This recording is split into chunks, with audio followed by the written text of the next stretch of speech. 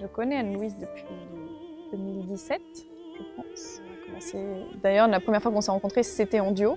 Donc on peut dire qu'en quelque sorte, on joue en duo depuis ce moment-là, mais plus intensément depuis 1 an et demi, 2 ans.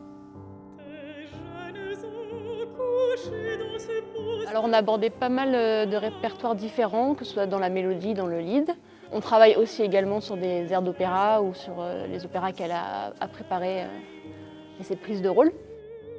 Je pense qu'on a fait à parts égales du lead et de la mélodie, mais ces dernières années, surtout de la mélodie. Et donc nous avons travaillé un certain temps sur les mélodies d'Henriette Puy-Roger, donc une autre compositrice féminine assez peu connue.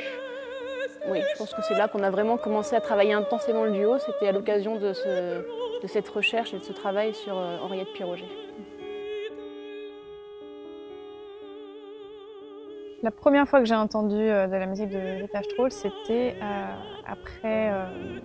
en commençant à travailler une de ses mélodies avec le pianiste François Henry. Je n'ai pas su à ce moment-là qu'elle était bretonne, mais j'ai découvert une compositrice qui m'a beaucoup marquée et j'ai toujours gardé dans un coin de ma tête, et c'était avec Carmen.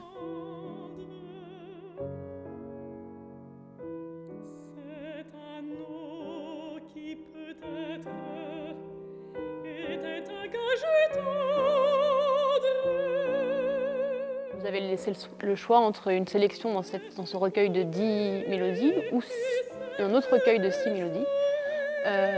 On est parti dans ce recueil principalement pour les thématiques abordées, qui étaient quand même assez peu courantes.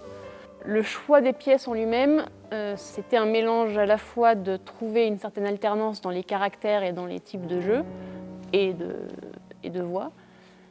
Et après, c'était aussi le coup de cœur du texte à chaque fois.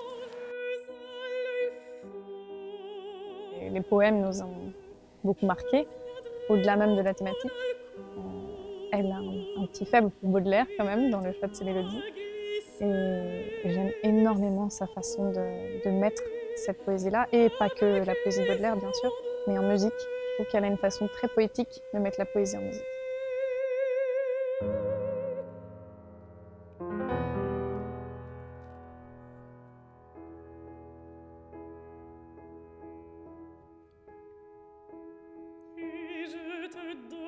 Moi, je connaissais de nom, mais c'était une musique que je connaissais très peu.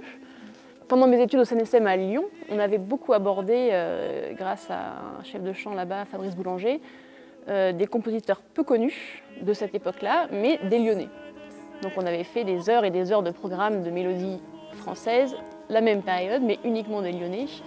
Et on ne s'est pas penché sur les compositeurs bretons, malheureusement, parce qu'on avait déjà bien à faire à Lyon.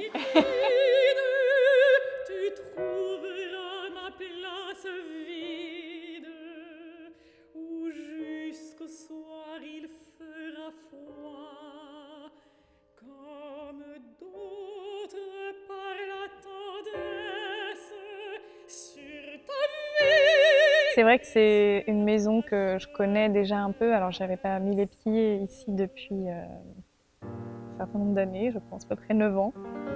Et ça représente, c'est un lieu qui représente beaucoup pour moi. Et évidemment, étant bretonne, dès que je rentre en Bretagne et que j'y chante, je suis vraiment très heureuse.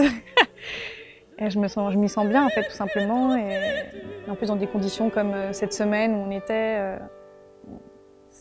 tout était réuni pour se sentir bien et avoir un programme qui soit complètement en osmose avec le lieu.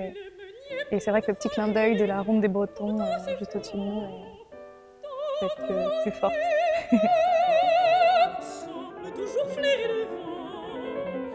La première fois que j'en ai entendu parler, c'était par Condillac, Élig, et ensuite par Jean-Michel Noël lui-même. Je trouve ça fabuleux qu'il y ait une suite et que des enfants puissent bénéficier encore de cet apprentissage, et c'est fabuleux d'avoir eu ce projet de faire revivre ce chœur-là, qui a, de ce que j'avais compris, donc existait auparavant, a complètement disparu. Et de toute façon, dès qu'on fait revivre un projet qui avait disparu et qui était beau, c'est merveilleux.